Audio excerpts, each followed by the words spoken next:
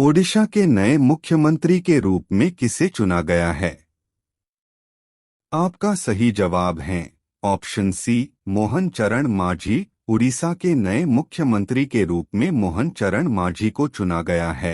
मोहन चरण मांझी ओडिशा के नए मुख्यमंत्री होंगे। 11 जून 2024 को आयोजित एक बैठक में उन्हें भारतीय जनता पार्टी भाजपा विधायक दल का नेता चुना गया। 52 वर्षीय नेता, 4 बार विधायक, ओडिशा में एक प्रमुख आदिवासी चेहरा हैं। 2 डिप्टी सीएम होंगे, कनक वर्धन सिंह देव और पार्वती परिदा। विधानसभा चुनाव में बहुमत हासिल करने के बाद बीजेपी ओडिशा में अपनी पहली सरकार बना रही है। भाजपा ने ओडिशा विधानसभा की 147 सीटों में से 78 सीटें जीतीं। विधायकों की बैठक के लिए पार्टी के केंद्रीय पर्यवेक्षकों के रूप में राजनाथ सिंह और केंद्रीय मंत्री भूपेंद्र यादव राज्य की राजधानी में थे। अगले थल सेनाध्यक्ष के रूप में किसे नियुक्त किया गया है? आपका सही जवाब है option D, lieutenant general Upendra Dwivedi. अगले थल सेना अध्यक्ष के रूप में लेफ्टिनेंट जनरल उपेंद्र द्विवेदी को नियुक्त किया गया है। वह 30 जून 2024 से कार्यभार संभालेंगे। वर्तमान थल सेनाध्यक्ष जनरल मनोज सी पांडे 30 जून को सेवानिवृत्त हो जाएंगे। 1 जुलाई 1964 को जन्मे लेफ्टिनेंट जनरल उपेंद्र द्विवेदी को 15 दिसंबर 1984 को भारतीय सेना की इन्फेंट्री जम्मू और कश्मीर राइफल्स में नियुक्त किया गया था। उन्होंने 2022 से महानिदेशक इन्फेंट्री और general officer commanding in chief मुख्यालय उत्तरी कमान के रूप में कार्य किया है। 2024 तक सेना के उप प्रमुख के रूप में नियुक्त होने से पहले सैनिक school Rewa, national defence college और यूएस आर्मी वॉर कॉलेज के पूर्व छात्र लेफ्टिनेंट जनरल उपेंद्र द्विवेदी के पास रक्षा और प्रबंधन अध्ययन में एमफिल और रणनीतिक अध्ययन और सैन्य विज्ञान में 2 मास्टर डिग्री हैं। उन्हें परम विशिष्ट सेवा पदक और अति विशिष्ट सेवा पदक से अलंकृत किया गया है। इस वीडियो में हमने 12 जून के इम्पॉर्टेंट करंट अफेयर के क्वेश्चन एंड आंसर आपके लिए लाए हैं, जो आपके लिए काफ़ी यूजफुल रहने वाला है, तो एंड तक जरूर देखें। जून 2024 में आयोजित समुद्री अभ्यास जायमेक्स 24 किन देशों की नौसेनाओं के बीच था?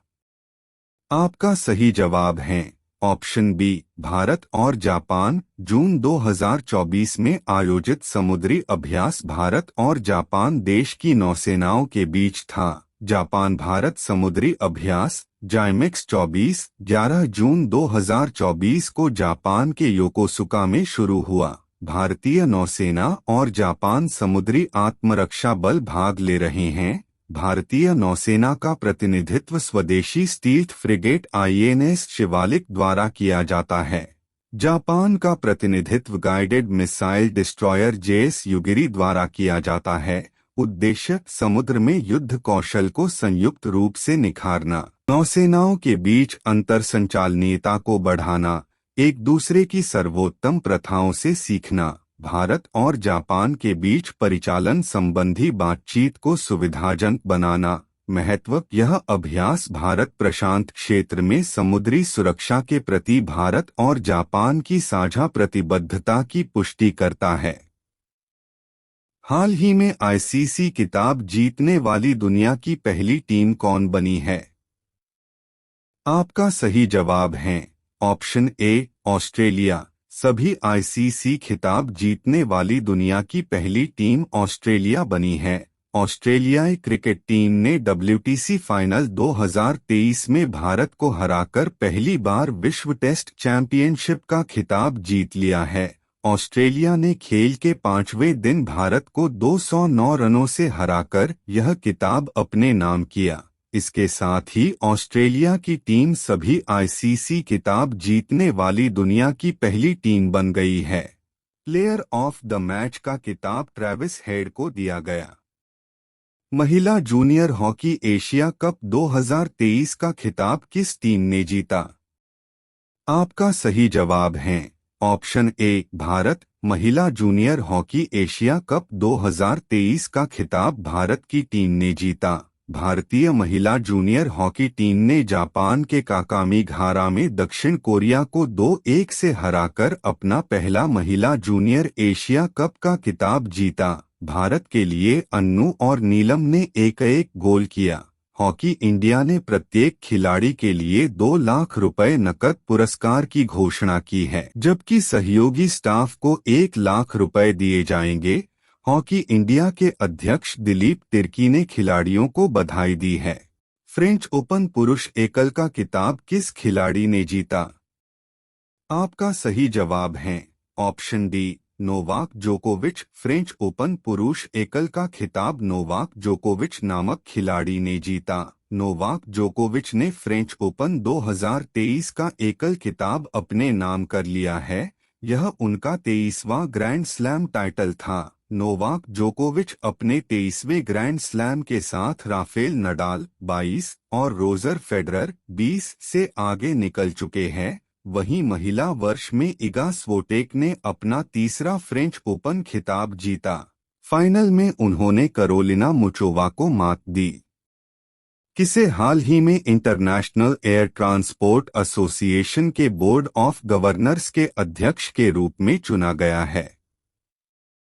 आपका सही जवाब है option B Peter Elbers. Peter Elbers हाल ही में इंटरनेशनल एयर ट्रांसपोर्ट एसोसिएशन के बोर्ड ऑफ गवर्नर के अध्यक्ष के रूप में चुना गया है।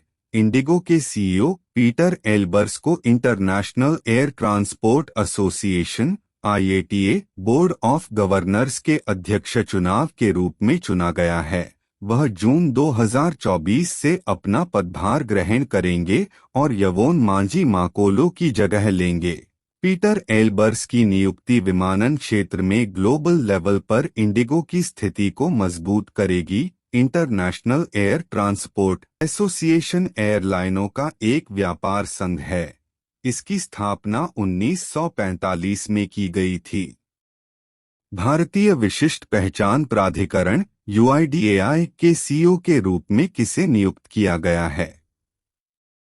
आपका सही जवाब है ऑप्शन ए अमित अग्रवाल। भारतीय विशिष्ट पहचान प्राधिकरण के CEO के रूप में अमित अग्रवाल को नियुक्त किया गया है। वहीं नेशनल टेस्टिंग एजेंसी NTA के महानिदेशक के रूप में सुबोध कुमार सिंह की नियुक्ति की गई है। अग्रवाल 1993 बैच और सुबोध सिंह 1997 बैच दोनों छत्तीसगढ़ कैडर के IAS अधिकारी हैं। G20 विकास मंत्रियों का सम्मेलन कहां आयोजित किया गया? आपका सही जवाब है ऑप्शन बी वाराणसी।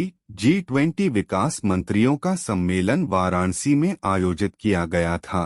वाराणसी में G20 विकास मंत्रियों का सम्मेलन आयोजित किया गया। इस बैठक में विदेश मंत्री एस जयशंकर ने भी भाग लिया। इस अवसर पर उन्होंने कहा कि भारत ने सतत विकास लक्ष्यों SDG पर प्रगति में तेजी लाने के लिए एक महत्वाकांक्षी 7 वर्षीय कार्य योजना पेश की है, जिसने G20 कार्यों के लिए एक एकीकृत और समावेशी रोडमैप प्रस्तुत किया है। भारत इस वर्ष G20 की अध्यक्षता कर रहा है। हाल ही में भारतीय नौसेना की पहली महिला हेलीकॉप्टर पायलट कौन बनी?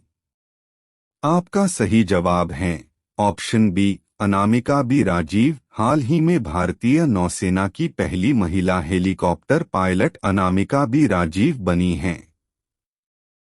हाल ही में प्रेम सिंह तमांग किस हिमालयी राज्य के मुख्यमंत्री बने? आपका सही जवाब है ऑप्शन बी सिक्किम। हाल ही में प्रेम सिंह तमांग सिक्किम राज्य के मुख्यमंत्री बने हैं। हाल ही में मध्य प्रदेश के किस बाघ अभयारण्य में पहली बार एक दुर्लभ 4 सींग वाला मृग देखा गया है? आपका सही जवाब है ऑप्शन ए वीरांगना दुर्गावती टाइगर रिजर्व। हाल ही में मध्य प्रदेश के वीरांगना दुर्गावती टाइगर रिजर्व में पहली बार एक दुर्लभ 4 सींग वाला मृग देखा गया है। किस देश ने हाल ही में अपनी नई डीप स्टैंड ऑफ लंबी दूरी की हवा से प्रक्षेपित बैलिस्टिक मिसाइल एयर लोरा का अनावरण किया है? आपका सही जवाब है ऑप्शन सी, इजराइल। इजराइल देश ने हाल ही में अपनी नई डीप स्टैंड ऑफ लंबी दूरी की हवा से प्रक्षेपित बैलिस्टिक मिसाइल एयर लोरा का अनावरण किया है। हाल ही में खबरों में रहा AIM-ICD के वाटर चैलेंज 4.0 फीट किस संगठन की पहल है? आपका सही जवाब है ऑप्शन बी, नीति आयोग। हाल ही में खबरों में रहा AIM-ICD के water challenge 4.0 feet NITI Aayog संगठन की पहल है। हाल ही में विश्व प्रत्यायन दिवस कब मनाया गया है? आपका सही जवाब है ऑप्शन बी, 9 जून। हाल ही में विश्व प्रत्यायन दिवस 9 जून को मनाया गया है।